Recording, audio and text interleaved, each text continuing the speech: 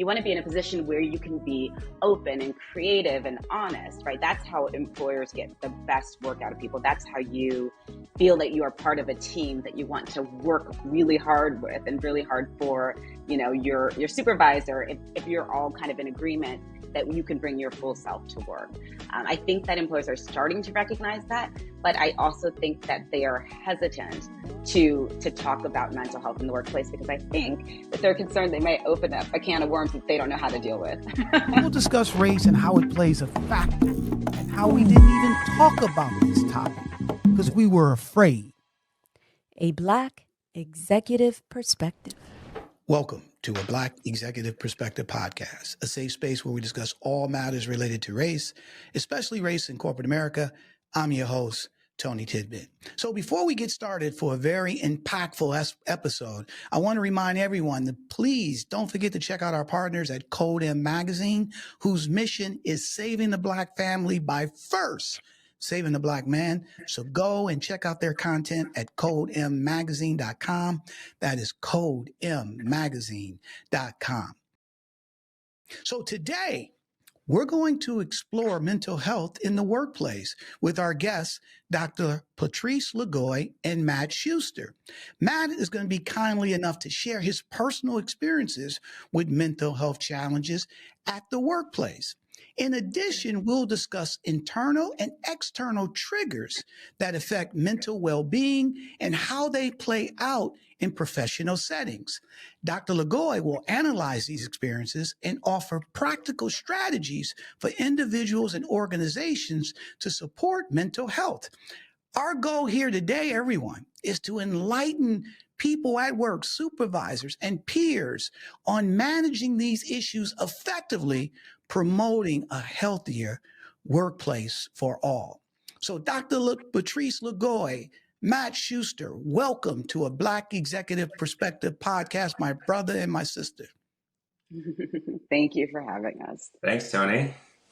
Well, look, I'm excited to dive into this. Matt, and I got to give you a lot of credit, my brother. You came on BEP and you talked openly about some of the challenges that you went through, which showed a lot of courage for you to do that. And so having Dr. LeGoy on here, who was also a former guest at least a couple of times on BET, and she talked about being mindful of your mental health. So this will be great to be able to have both of you talk about this issue, to educate others in something that has been more taboo, but we got to get out of the tabooness and really be able to put it on the table, because this is something that all people deal with at some point, and that includes your host here.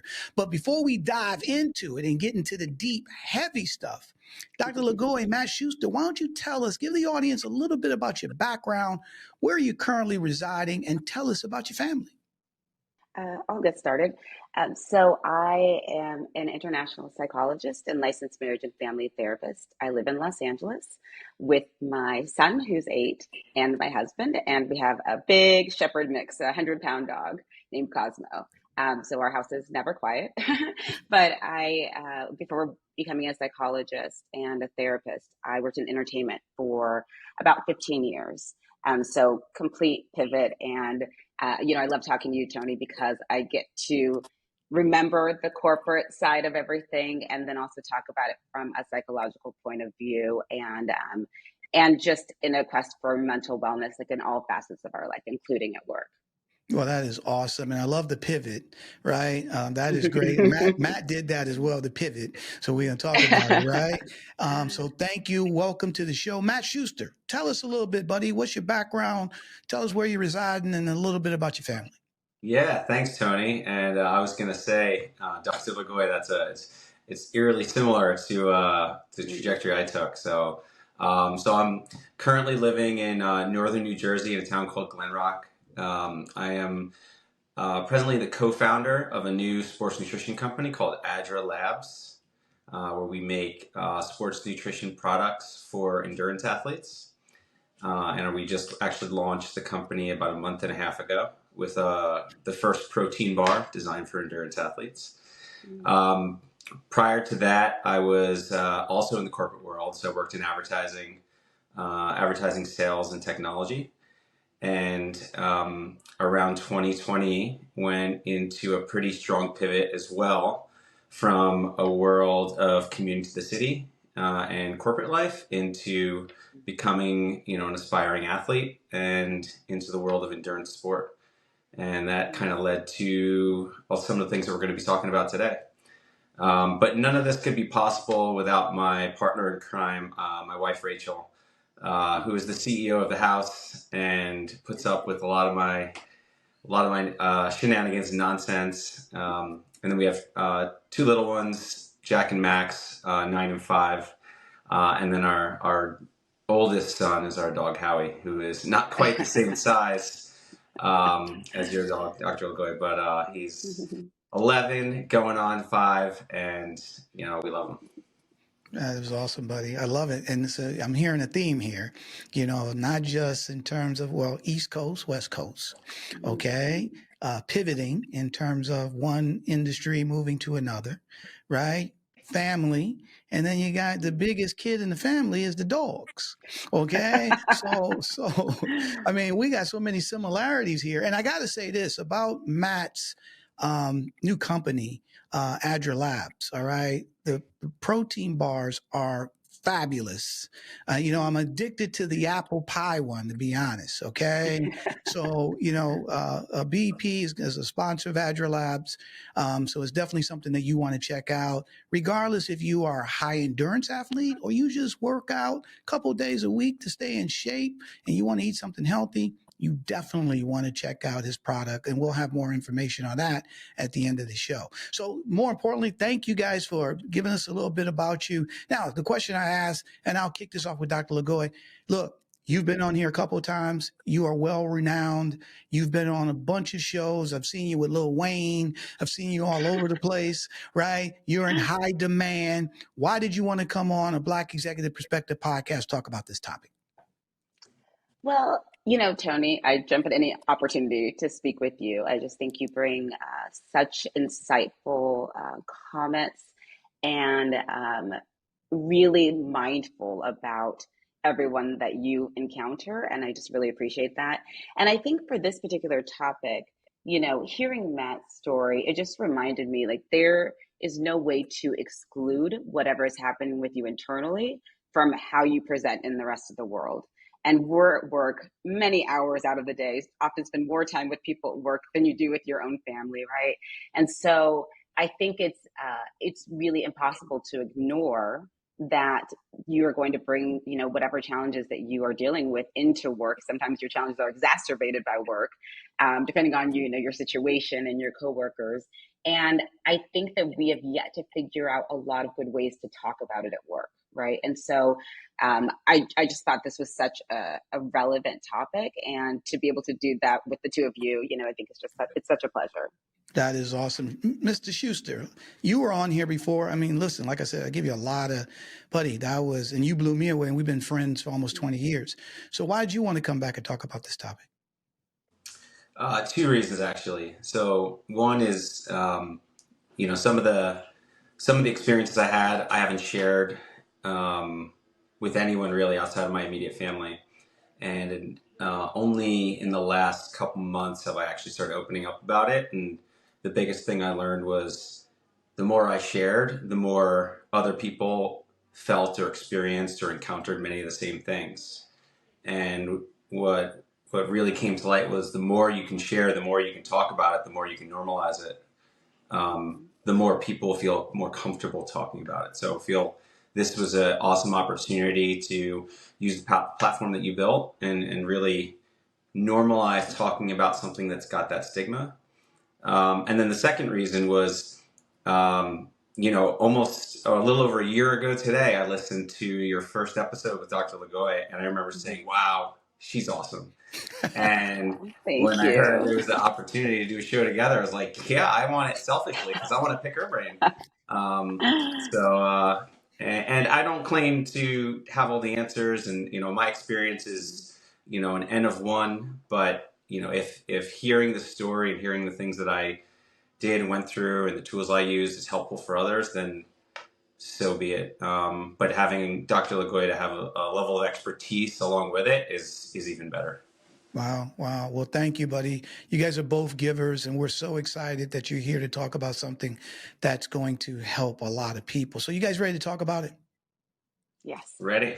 All right, so let's talk about it. So, Dr. LeGoy, I'm going to come to you first, right? Let's Mm-hmm. set the stage, right? When we talk about mental health and we talk about mental health in the workplace, what are some of the common issues about mental health in the workplace that people typically deal with but don't share? Yes. I think in a lot of workplaces, there is a natural hierarchy that exists, right? And there is a pressure that comes with trying to advance. So you are constantly in this kind of rat race of like, okay, I have this job now. This is my salary. What's the next step? What's the next step? And I think it's difficult when we're in that place to find ourselves ever really satisfied with where we are in the moment. I think that's one of the things, just constantly trying to achieve, which is not a negative in and of itself, but it doesn't really give much space for us to be in the present, to be enjoying the things that we're doing right now. There's also whatever's happening in the world is happening at work, right? So, like for instance, right now, a lot of people are thinking about the election.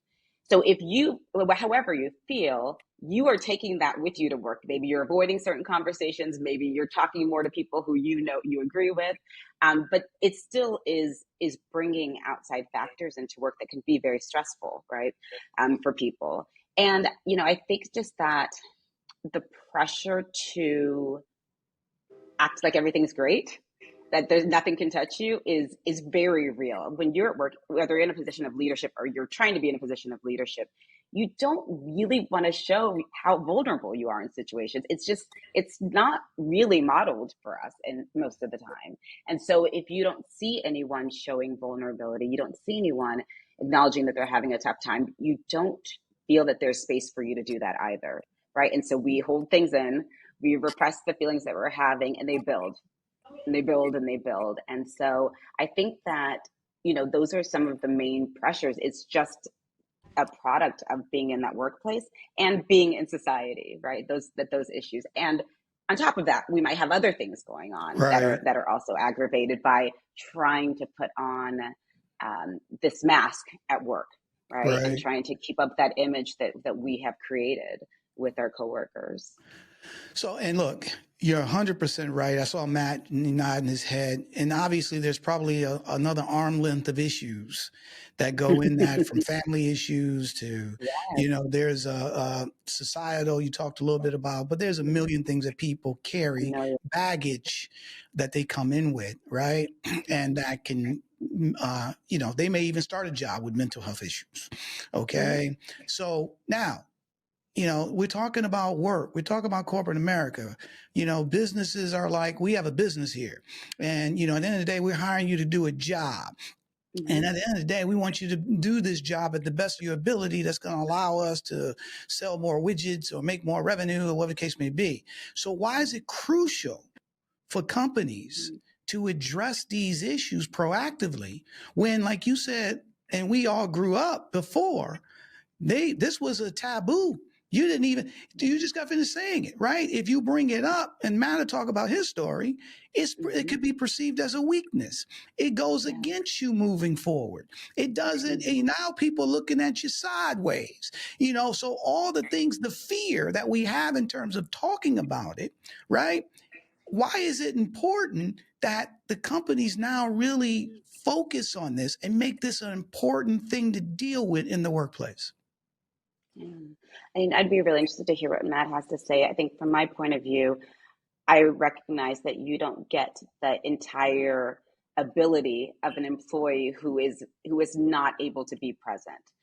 You don't get to see what they're actually capable of when they are trying to hold so much in and just get through the day, right? Like no one wants to be in a position where you're just trying to get through the day. You want to be in a position where you can be open and creative and honest, right? That's how employers get the best work out of people. That's how you feel that you are part of a team that you want to work really hard with and really hard for, your supervisor, if you're all kind of in agreement that you can bring your full self to work.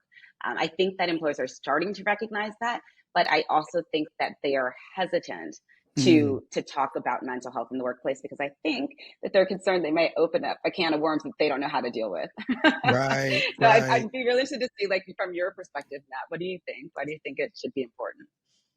Yeah, I think that last point you made is spot on because when I was in my last role in the corporate world, I was chief revenue officer, so I was one of three executives overseeing a large chunk of a company, and it was pre-pandemic, so I know that a lot of the emphasis and a lot of the interesting solutions that have come about really came out of the response to lockdowns and things like that. But even then, it just wasn't something that was top of mind because, especially at a startup or mid-sized company, you have so many priorities, you have so many things, and some days you're just trying to keep the lights on. And tackling a systemic issue such as mental health is very, very labor intensive for these organizations, and a lot of them just don't have the infrastructure to take on the project. So either they roll out something that falls flat because it's not fully baked, or they just prioritize other things because it's not something that's mainstream in the corporate world. The one thing that I will say though is there is this common understanding around mental health as a term being very black and white in terms of you have mental health problems or you don't.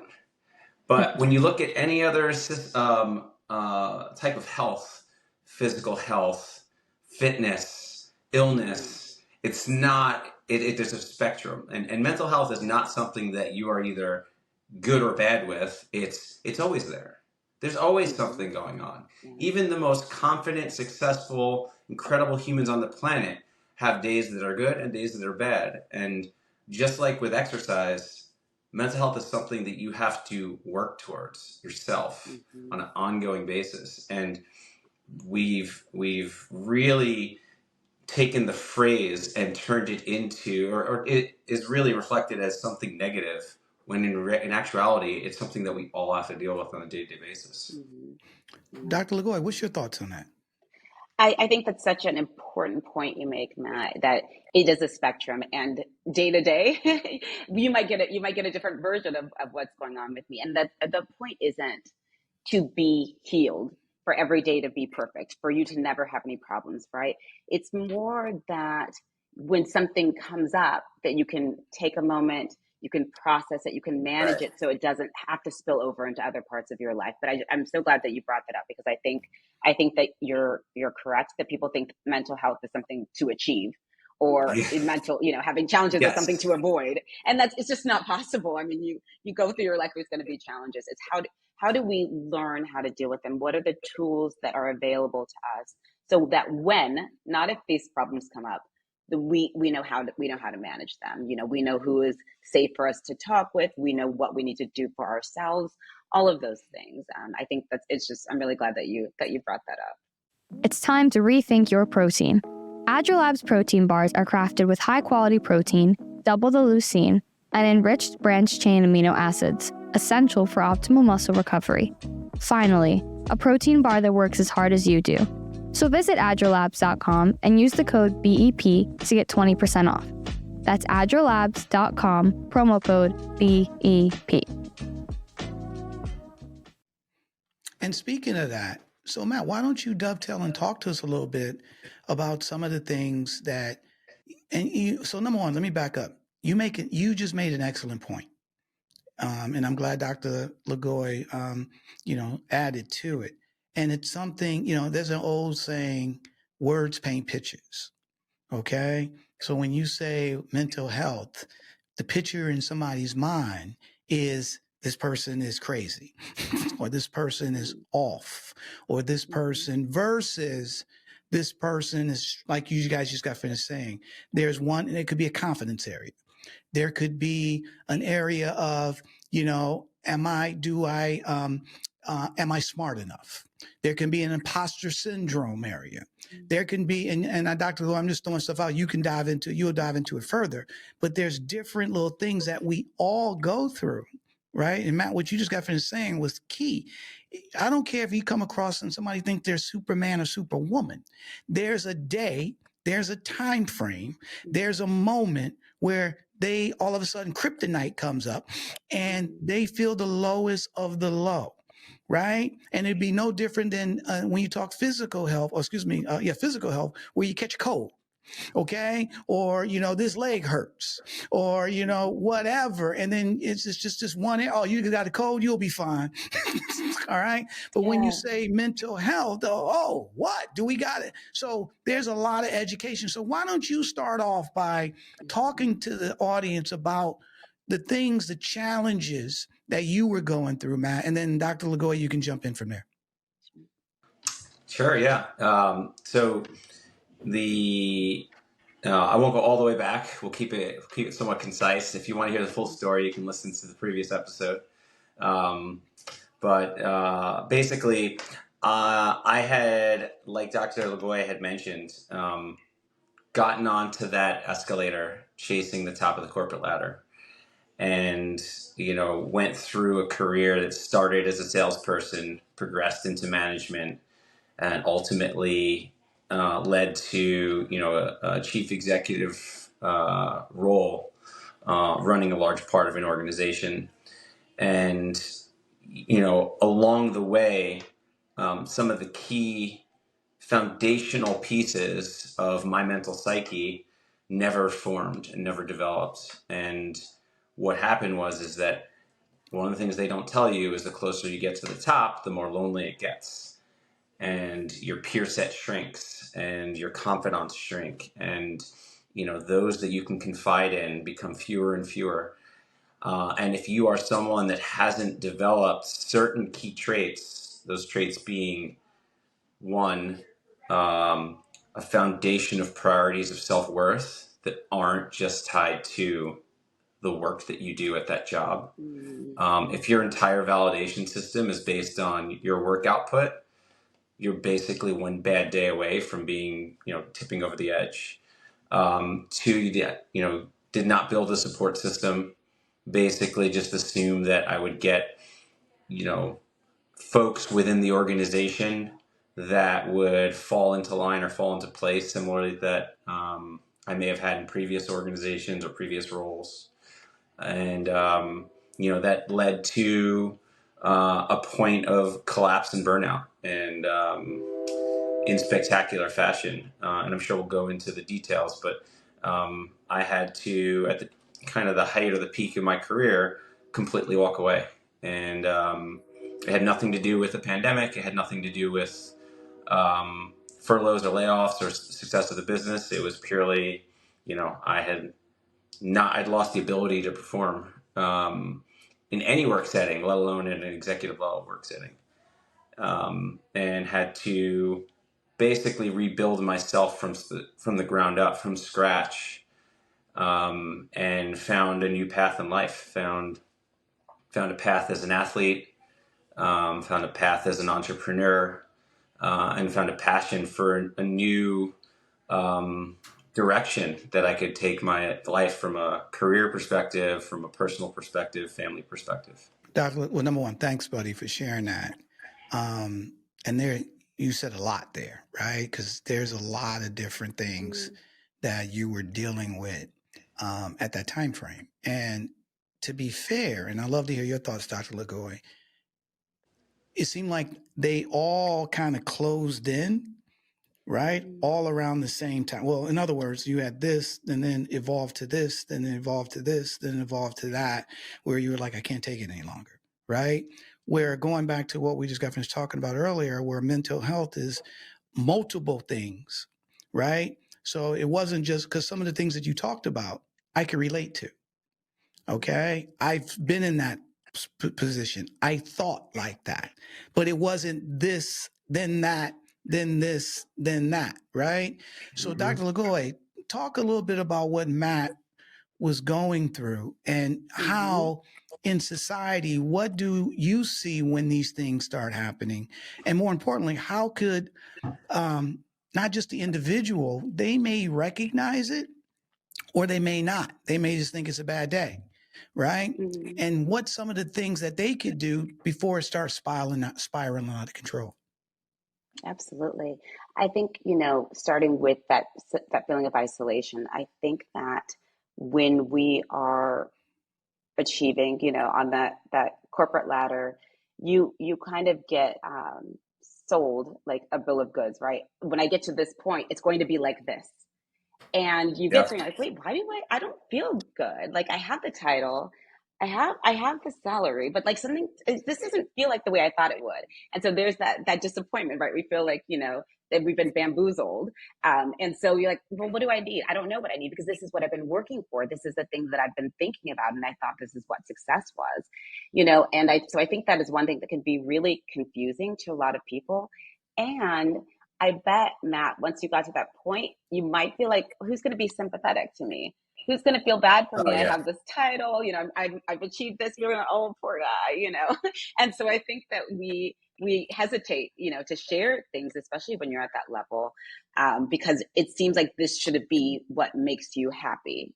Do you know what I mean? Yeah. I Yeah. think also that combined with and is connected to having your job be such a major part of your identity that you feel lost without it. Like it can cause us to remain in a situation that is not good for us because this is who I am. If you ask me who I am, I tell you what I do, right? I did when you first asked me, Tony, okay, tell us about yourself. I started with what I do. And I think a lot of us do, and we probably all heard stories of people who work in a position, retire, and then a few months later they passed away. Like They that was die. their life, right? Mm-hmm. That was their life. That was what kept them going.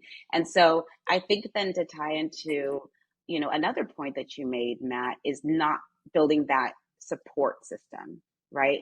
So that if we find ourselves feeling isolated when we get into that position, if we find that, our whole identity feels like it's our job, then we have someone who knows us, who knows that we are not defined by what we do, by what our title is. Like that all kind of needs to happen. And I love and appreciate how you rebuilt that for yourself when you realize this is not what it was cracked up to be. This is not doing it for me. I need to find another way.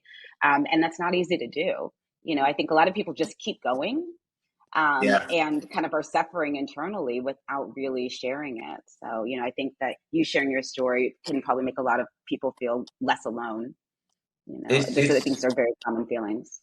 it's 100% true, and I think the whole concept of suffering in silence is there's more people that are experiencing that than there are not, and a lot of times they don't even realize it. A lot of times it's just been built as a societal norm, like, oh yeah, this is it's supposed to feel like this. This is what success feels like. It's struggle, it's Mm-hmm. hard, it's uncomfortable, Yes. it's lonely, and then if you go too far and go over the edge, and then you're able to, wake up from the matrix, so to speak, and look like, wait a minute, no, life's not supposed to feel like that. Mm-hmm. Yeah. The structure you built for yourself, and I phrased that specifically like that because it's not an organization's job to make sure that you are taking care of your mental health Mm-hmm. 100%. It's your responsibility. Just like it's your responsibility to eat healthy and eat your vegetables. Mm-hmm. It is their responsibility to recognize and support 100%. Mm-hmm. But I think not knowing and not learning the basics, and then jumping into all of those, trials and tribulations of the top. There's a lot of people out there that are experiencing this now and don't even realize that they're on this treadmill. Mm. Yeah. And I think that one of the things I assume we're going to get into is kind of how to recognize it, and what are the signs, what are the symptoms, either for you to see it for yourself, or for you to see it in others that may be struggling with it. Mm-hmm. But Right. Yeah. I think that, it is an important distinction between what is like a company's and organization's responsibility and what is yours. I think that organizations can create environments that are more open Yeah. that people do not feel like they will be punished or ignored if they're having challenges. And that part of the personal responsibility that you mentioned is so important, because if I work for a company and they're thinking, okay, well, let's really prioritize mental health and everything, and I leave and go to another company, I'm still bringing my issues with me, right? Right. And so even the best company cannot fix that for you. They can do things to make that process easier, or normalize that experience. And we have to figure out what are the things that I uniquely as a person need to move through this moment, to be ready for the next challenges that come, right? So I think it's really a partnership with you having to be in the driver's seat for sure. So, Dr. LeGoy, thanks for that. You too, Matt. Let me ask you this, because I agree with you. I think, well, how much in terms of the company? So when we, and again, we're painting broad brushes when we use words like company, okay? When the company's not responsible for people's mental health, right? Where we should be talking more, or shouldn't be, we should talk more about their manager, right? Because if you're a manager and you're building relationships, honest, authentic relationships with people, right? Would that have some type of effect in terms of people feeling a little bit more comfortable? Because I've had people on my team, and look, you don't know all the time, but when you work with somebody over and over again, you have a relationship, and then you start seeing them a little quiet, or maybe a little frantic, or something, or they're not speaking out like they usually speak, or whatever. You kind of say, "Hey, Matt, let me chat with you. Is everything okay?" Because you notice something about that individual. So speak a little bit about that in terms of how, somebody, and let's tie that into triggers, because that goes into, what's the trigger that somebody should look for? All right. What's number one? What's the trigger that unfortunately makes their issues that people have from a mental health standpoint become more stronger? And then what's some of the triggers that, as a colleague or a friend, that we should look forward to in terms of recognizing there could be an issue regardless if somebody says something or not? I think that what you're describing, okay, don't take this analogy the wrong way, but if you're a parent, it is your responsibility to model to your child how to handle conflict, how to deal with challenges that they have, right? They see you and they will behave as you do. No matter what you tell them, they're going to behave as you do, right? So it's really important to model for them how to work with other people who are different than them, whether they're playing on a sports team or that kind of thing. When you are a leader of an organization, I'm not saying your employees, your colleagues are your children, but I am saying that you are in a position of responsibility to model for them being a real, genuine, authentic person in the workplace, right? And you're right, Tony. I think it's a really good point. We're not getting every corporation to change, but the people that work within corporations can change, and it can be subtle. But people will know when, okay, I feel that my team is safe. I can share things with them. They're not going to run to HR and say, I have a problem necessarily, but maybe they can provide resources for me, or maybe just lend an ear. Sometimes that's what people need. And I think that is what managers can do. And sometimes, your coworkers, many times maybe, can tie into some of the triggers, right? Okay, this person reminds me of my mom, and she always treated me like this. And so now my encounters with you are different because I'm carrying my baggage that maybe doesn't belong in that space, right? But I also think triggers can, happen from just what we're dealing with, every day. Like if I have a fight with my spouse and I go into work and I feel like my boss is giving me a hard time, they're not going to understand where I'm coming from. But because I can't tell you, hey, I just need a second, I need to think about that, or I haven't myself figured out how to manage what's going on with me before it's projected onto other people, it's going to come into the work. Right. So triggers can be completely different for all of us. And we are more easily triggered when we are not used to being in tune with what's happening with ourselves, so, or seeing other people do that. Matt, what's your thoughts on that, my brother? No, I think your point is super valid. I think it's the organization, their responsibility is to be sympathetic and prioritize um, a safe space for its employees. It's the manager's got the active role, just like in any other aspect of management, right?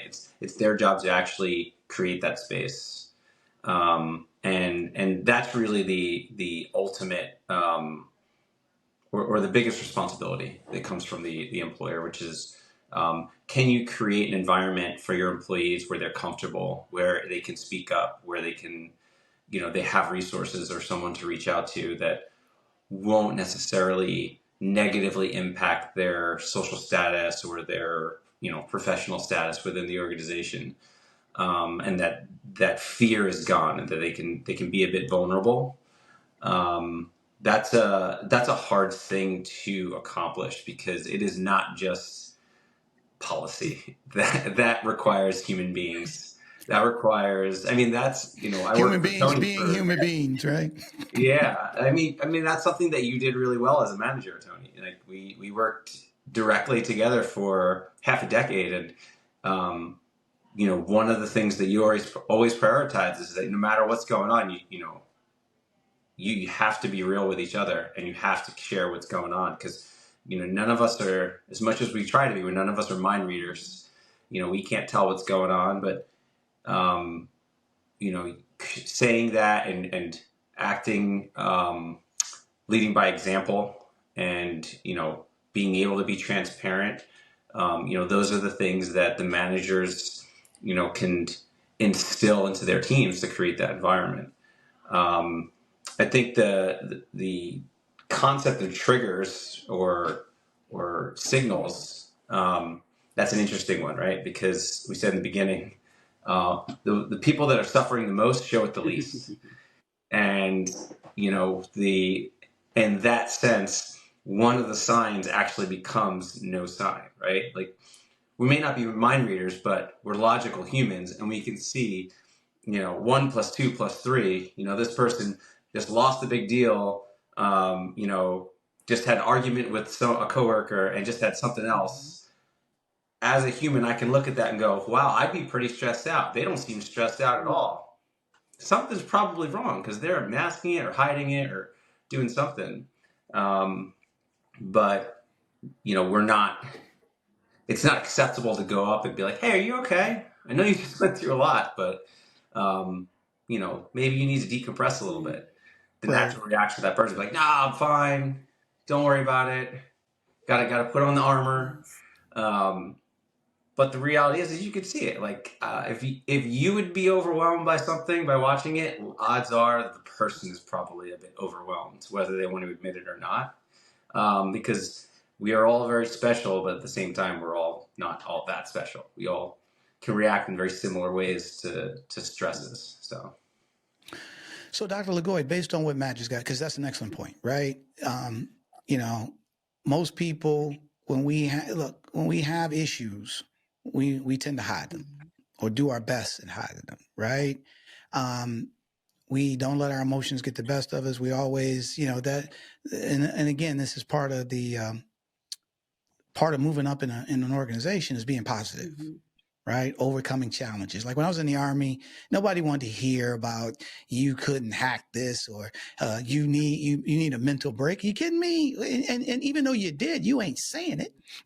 All right. Even though you're scared about the next drill or whatever the case may be, you're not going to tell nobody that. You're going to, I'm okay. The term I hate today when I hear people say, hey, how you doing? I'm living the dream. I'm like, that's the weakest. Every time I hear it, I know they're lying. All right. Why even say it? Right. But we say it because we want to project that we're doing okay. All right.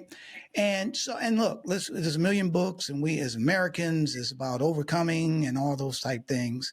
So talk a little bit about when somebody does, because I think that's really the key, right?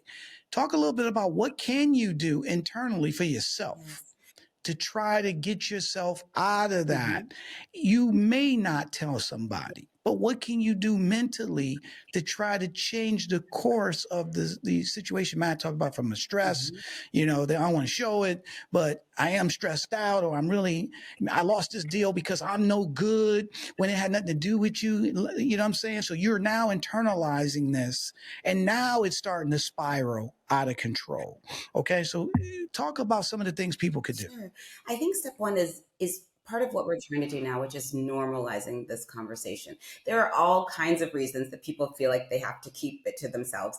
But I think we can all acknowledge we live in an individualistic society where people love self-made stories, independent, I did it on my own, right? It's so much in the culture of America.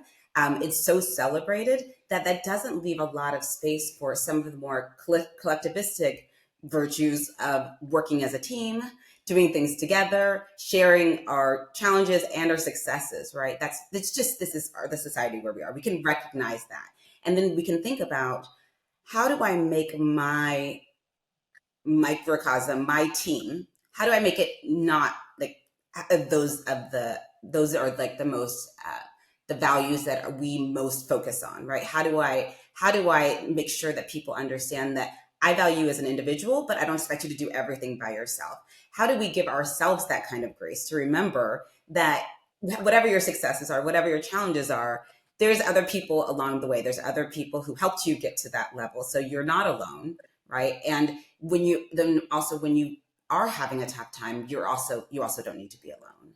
And I think that a lot of it is just, you mentioned spirals. We can get into just a shame spiral about, I should be good. I should be fine. I'm just going to act like it is until hopefully one day I wake up and all my problems are gone. This doesn't really work like that. Sometimes you're having a tough day and you do feel better the next day. But when you are in deep, and as we were talking about earlier, all these things are piling on each other, there needs to be action that has to be taken, right? We need to be thinking about, this old formula is not working for me. No matter how much I've been sold on, this is the thing I should want, and I should be happy at this level. I may need something else. How do I figure out what that is? How do I give myself space and grace to figure out what that is without feeling bad about it? Because just feeling bad about it doesn't really get us, moving towards what is healthy for us. We just feel bad. And that can be paralyzing for a lot of people. If you like what you hear and want to join us on this journey of making uncomfortable conversations comfortable, please subscribe to a Black Executive Perspective podcast on YouTube, Apple Podcasts, Spotify, or wherever you get your podcasts. Hit subscribe now to stay connected for more episodes that challenge, inspire, and lead the change. All right. Matt, what's your thoughts on that, my man? Oh, I have a lot. I'll throw the caveat out there that what I'm about to share is my own experience. This is what worked for me, and it may work for you. I encourage you to give it a try. So the first thing is, that you talked about the shame spiral. Take an inventory of everything that's going on in your head, in your life, basically your existence, and really take a objective point of view of what do you have that's currently happening physically, and then what is going on in your head emotionally. And odds are those things are probably not going to line up. And what that's going to do is really shine a light on what direction your inner monologue is going in. Everyone's got an inner dialogue happening, whether it's, man, I can't believe I missed that shot when you're playing golf or whatever. But the inner monologue can build and become so loud, and it's completely tied to your nervous system, whether you're in a sympathetic or parasympathetic state. And if you're in that fight or flight state, that noise, that voice is just going to be like, get out, get out, get out, whatever you do, run away, get away from that. And it's going to say whatever it has to. And what ends up happening, if you become falling down this slope into the shame spiral, it's just going to latch onto, you need to get out of that situation. So I'm going to tell you the darkest, dirtiest, most awful things that make you never want to go back to that place again. And it gets in your ear. Like when I was at my lowest point, I would wake up and the first thought in my head was like, you are so bad at your job. You're a terrible father. You're not even home. Like, why do you even exist? The only thing you're worth is your health insurance or your life insurance policy. Why don't you just leave that to the kids? Like, these are the things this is the noise. These are the things that are said in your head. So taking an inventory to understand, all right, what is actually happening? And then breaking it down into what of that can you control and what can't you? Because there's always things that you can control, right? Like, all right, this was my situation. Completely out of shape. I'm 40 pounds overweight. My cholesterol's through the roof. I'm sleeping 4 hours a night. I'm struggling to get out of bed to go to work every day. Things at work seem to be going okay, but I feel terrible even when the good things happen. And, I'm not present at all really as a father right now. So across that, what can you control? Well, you shift over to things.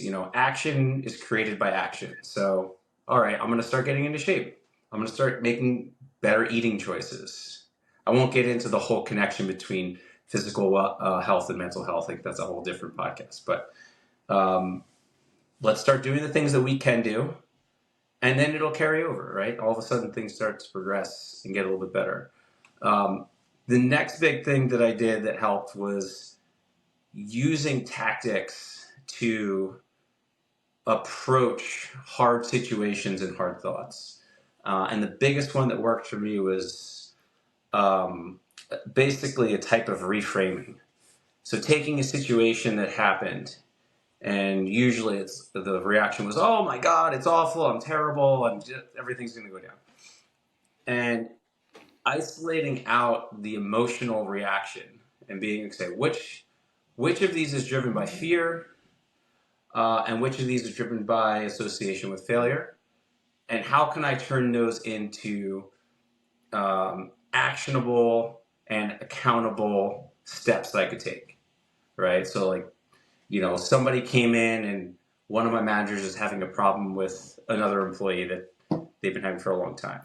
Initial reaction, oh man, interpersonal conflict, I don't know how to deal with this. All right, take the fear out. What can I actually do? Boom, boom, boom, boom, boom. And then go activate. And it's just reframing your perspective from what you're scared of a situation to what you can do about the situation. And you apply that across the board. And then the last big one was doing a lot of, I guess you call it mindfulness work. So we underestimate this, but taking 10 minutes, 15 minutes to essentially try to do a reset, to give your brain a chance to just process things. And this doesn't have to be full-blown meditation. This doesn't have to be some drawn-out thing. It could just simply be sitting in a quiet room for 10 minutes. But just sitting down, focusing on your breathing, letting everything calm down, letting yourself reset. It was so eye-opening the first time I did it, because you come out of it just with almost like an instantaneous different perspective. You finally got your body to calm down. You finally got your nervous system to switch over, and you can think clearly. You're not thinking off of, adrenaline and cortisol. You're thinking off of, normal hormonal balance. So those are the three big things that I did, and those are the three things that had the biggest impact for me. Obviously, those didn't happen overnight. They were, built skills that were built over the course of months. But those are some, I would call them shorter term strategies that someone can take to apply. Well, that's awesome. Dr. LeGoy, what's your thoughts? I think those are really fantastic strategies. And I think that we can think about, you said this is just your story, but I think that it has broad implications, or broad ways to apply it, broad applications. I think that something like deciding that you're going to look after your health, so by exercising, by eating well, you're also signaling to yourself, I'm prioritizing me and I'm prioritizing my well-being. So if you used to be a person who'd work late every night, you're prioritizing work, right? And you're not sleeping well, you're not prioritizing any of those kinds of things. Now you've said, I am doing something for me. Like it takes a little bit of practice, but it is so helpful for Yep. us to be like, oh wait, I'm important, or I can't be myself if I'm not taking care of my needs. Yeah. So one thing on that, I have the ultimate test to see if anyone actually does that. If you are someone that uses a calendar, if you live and die by your calendar, I challenge you to open it up. What percentage of the stuff on your calendar is work related, and how many things are not work Yes, related, and how many things are just for you? yeah. And I guarantee you, the vast majority of people, the only stuff on there is work and chores. Yes. For people who are, There's nothing on there. for sure, that's right. Because you're like, okay, this is important. I need to remember this. I'm going to put it on my calendar. What if I schedule that meditation time? Then that's important. I blocked out my calendar. I prioritized that. And I think that I really liked what you said about the meditation, and it doesn't need to be done only this way. This is the right way to do it. This is the wrong way, or an acceptable way. It's what works for you. And I think making those kinds of techniques accessible. So you might be a person who's, I can't meditate, I can't quiet my brain.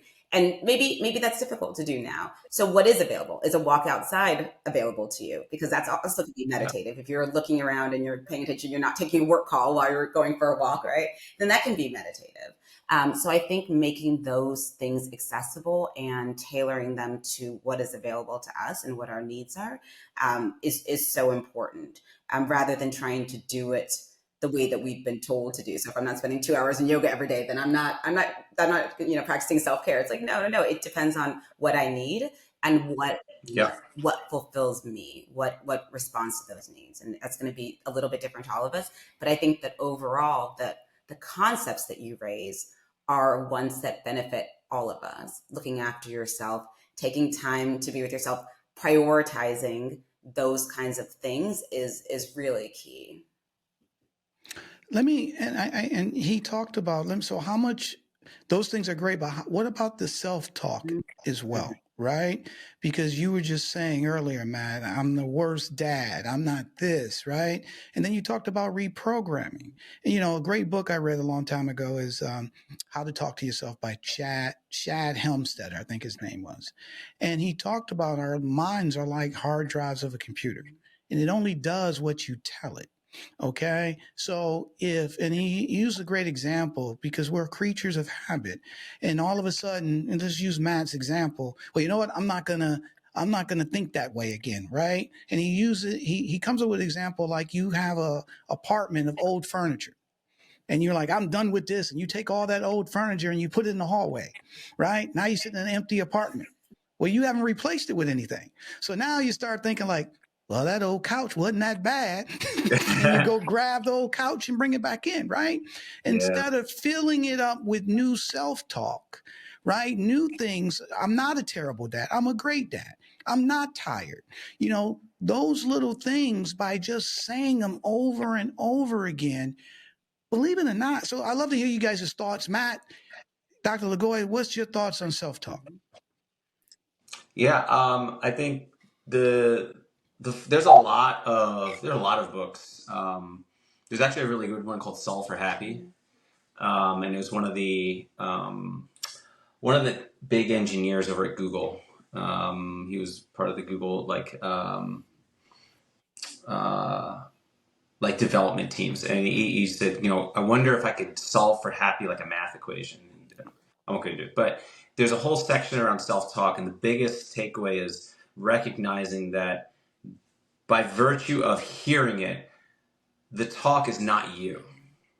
Like, it can't be you because it's talking to you, but it's in your head, so you assume and you associate and you identify with it. But being able to separate and understand that whatever voice is coming in is not your thought, it's a manifestation off of a reaction of something going on. Making that disconnection is step one, and it's huge, because then you can actually say like, hey, all right, I don't need to listen to that, right, because that's not me. Right. Right. The other part of it though is, you need to do the work so that you can counterbalance that potential.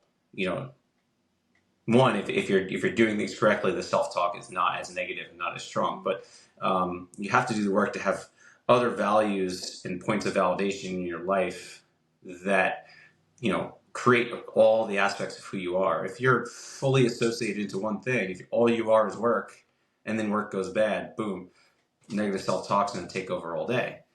But if you're a diversified human being, like a stock portfolio, and your priorities are broken up as such, it's hard for anything to latch on to one specific thing.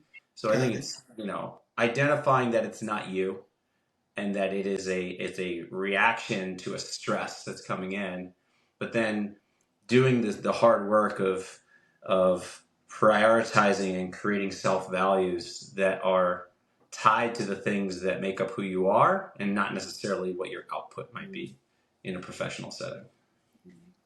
That's awesome, buddy. That is, Dr. LeGoy, anything you want to add to that? Well, I do think the self-talk is so powerful. And, I've had clients that would say, terrible things about themselves. And it's like, oh, that sounds really harsh. I can't imagine you speaking to like your best friend like that. And of course, I would never say that. And like, if you wouldn't say that to someone that you care about, then how do we show ourselves at least that same level of care, right? Yeah. At the minimum. And I think sometimes it's valuable for people to, in order to separate that voice, to understand where it comes from. Oh, that's not actually the way I feel about myself. That's maybe some criticism I heard when I was a kid from that parent. Okay, I'm not a child anymore. That doesn't belong to me. I don't need to hold on to that. What do I need to, as you both said, what do I need to replace that with? What is, even if you, I'm a therapist, sorry guys, I'm going to bring it back to childhood. So, if the question is, what would I have liked to hear from my parent, rather than you're not good enough, that's an A-, where's the rest of the A, like that kind of weird. Right. What would I rather have heard? Did you try your best? How do you feel about it? Those kinds of things, right? Sometimes it requires us to reparent ourselves and figure out what that message needs to be to feel good to us, right? Rather than, it's much both easier and more difficult to keep replaying that same old message.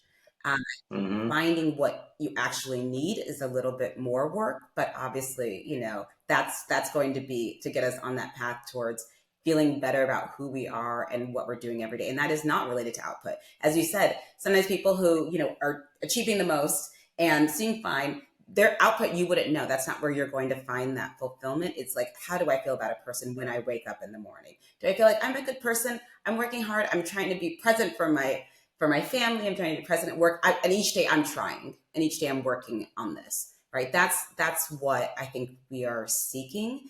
And that's where the self-talk can be so valuable. We usually talk about self-talk as a negative, but it can be so valuable in terms of, we're not trying to be delusional about what's happening, but we can say, I'm on a journey, and I look at all these steps. I'm taking these steps to get me closer to where I feel like I'm healthy and I'm well and I'm present for everyone around me. Right. That is awesome. Final question as we close for both of you guys, and it's the same question, right? Obviously, we all know that a lot of people in the workplace deal with these things. Okay. Look, I'm sitting here listening, and I'm nodding, and Matt, I've had some of those situations, right? And I may have some in the future as well, right? Because we're human, and we're going to have those emotional ups and downs and stuff. So I would love to hear from both of you. I'll start with you first, Dr. LeGoy. What advice would you give to supervisors at companies that they can help support their team's mental health, so it doesn't spiral out of control? So I want to hear from you on that. And then Matt, obviously, since you've been in it, I'd love to hear your thoughts as well. I think that sometimes when someone's struggling, we sometimes don't say or do anything because we don't know the right thing to say. And I think sometimes it's powerful to acknowledge you're a supervisor of people, right? That doesn't mean that you're a trained therapist. You don't need to have all the answers. You don't need to solve the problem for people. And I think just acknowledging that takes a lot of the pressure off. And maybe people would be more comfortable going and saying, hey, is anything going on? Do you want to talk? Or, is there anything that I can do? It's not that, oh, you should do this. You do this, you'll feel better. I need to know that before I go into this conversation with someone. And I think having those kinds of open kind of dialogues is something that supervisors can do without feeling like they need to know everything, all the next steps. And sometimes I think because you talked about solving for happiness, because you're in that setting where it's like, here's a problem, let me find a solution. It can be hard to train our brains out of doing that. No, I'm in front of a person. You're not a problem. You're a person. You might be going through some challenges. How do we talk about it? How do we talk about it? We're not trying to solve it. We're not trying to fix you, right? You're not broken. We're just trying to address what's happening here. And I think that normalizing those kinds of conversations can relieve a lot of the pressure, because people often, it's not that they don't speak up because they don't care, it's because they don't know what to do. And so they don't want to say the wrong thing and mess you up and all that kind of stuff. So they just don't say anything, and they ignore, like you were talking about, Matt, some of those signs, or some of those, oh, that seems off. I think, yeah, that seems really stressful. They're not acting like anything's fine. They ignore it because it's scary to put yourself in that position, to say, I see you, and I'm here, really. And, I think that sometimes that is all that people really need, is to know that someone sees them. And then you're planting a seed, right? You're planting a seed where they're like, oh, you know what? I'm going to stop ignoring that thing that's going on with me. Maybe I will go and talk to someone. So-and-so said, no, yeah, they're there. Maybe I'll go talk to them. Maybe we'll go out to lunch and I'll share a little bit about what's going on. I think that removing some of that burden of having the right answers is something that's really valuable for us to all keep in mind, leaders or not leaders, just as people in life. I think it's really helpful. Thanks, Dr. LeGoy. Matt, go ahead, buddy. I was going to say that's so spot on. Like, that's right on. Exactly what I would have said. It's, creating space. And I think that one of the, as type A individuals tend to move up into more leadership roles because they have the drive and the inner push. And being type A also comes with this, I can fix every problem. And Dr. LeGoy, you said it perfectly, which is, this is not necessarily a problem to solve. It's just, can you create a space for the relief valve so they can just share and speak? I think one of the things, or one of the skills that any manager needs to practice or learn, though, is to understand and expect that everyone's got something going on. And, you may be shocked. They may share a ton, they may share a little, but you can't necessarily, you have to expect that you're going to hear something, and you can't let it impact your opinion, position, or how you treat that person. The whole idea of creating that safe space means that they can share. I mean, within reason, you're not going to share their whole life story, but they can share their inner thoughts and feelings about things going on in the workplace or things that may be troubling them, and they're not going to be judged. And it's not going to negatively impact, their day-to-day. And once you create that, then, they're going to feel more comfortable to do so going forward in the future. And yeah, I like I said, I 100% agree. I think it is a different skill set, though. I think it is something that as a manager, you need to learn how to create that space, how to, sometimes it's showing vulnerability to earn shared vulnerability. So opening up a little bit yourself so that they feel comfortable opening up with you. And that can go a long way. But when we go back to employers, what they can do, that's part of what they can do to help make better managers is giving them resources to train and learn how to create that space. Because we're not talking about something that's performance-based. It's not like do your job better. It's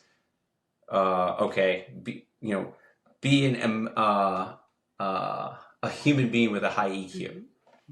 And how can we do that better? Right. Well, look, I want to thank both of you guys for coming on the Black Executive Perspective podcast, talk about this topic. This is something that transcends race. This is something that every human being goes through. This is something we'll continue to go through as being human beings as we walk the earth in our journey. But I appreciate you guys providing, number one, being vulnerable and sharing, and be an example of the things that the advice you just gave for managers or leaders to be able to do. And not even managers and leaders, even family members. It reminds me of a story a friend of mine talked about when somebody passed away. I think his father passed away.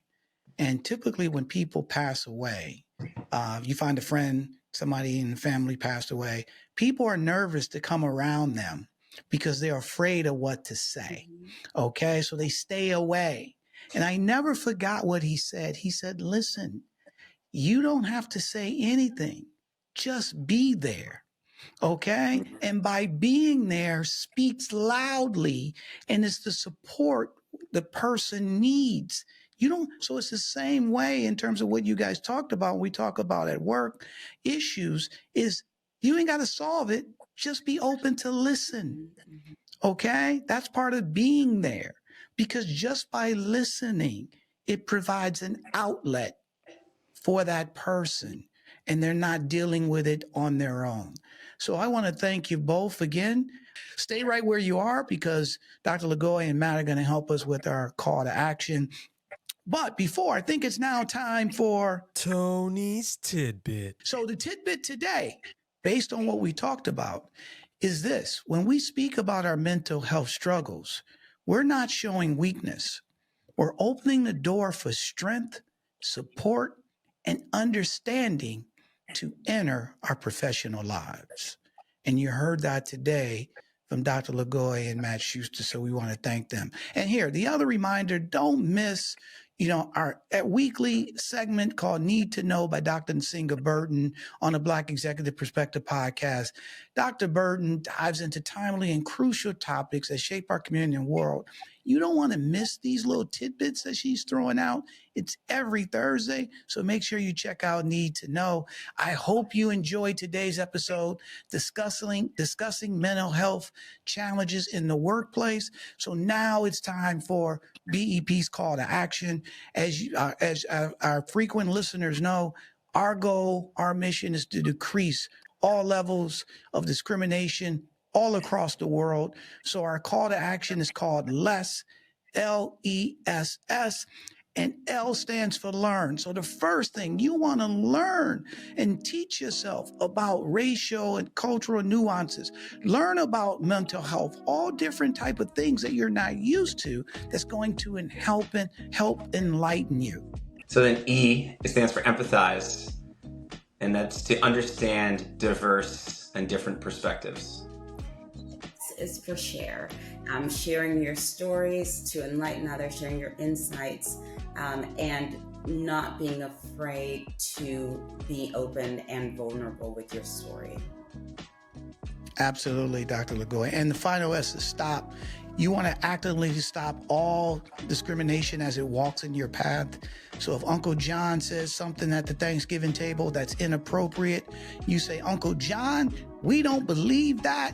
We don't say that. And you stop it right there. So if everyone can incorporate less, LESS, this will help us build a more fair, more understanding world, right? And more importantly, we'll be able to see the change that we want to see, because less will become more. So don't forget to tune into our next episode of the Black Executive Perspective podcast, wherever you get your podcast. And you can follow us on our social channels of LinkedIn, X, YouTube, TikTok, Instagram, and Facebook at A Black Exec. For our fabulous guests, Dr. Patrice LeGoy, Matt Schuster, co-founder of Adra Labs, the greatest protein bar on the planet. Definitely check it out. I'm Tony Tidbit. We talked about it. Guess what? We learned about it today. We love you. And guess what? We're out. A Black Executive Perspective.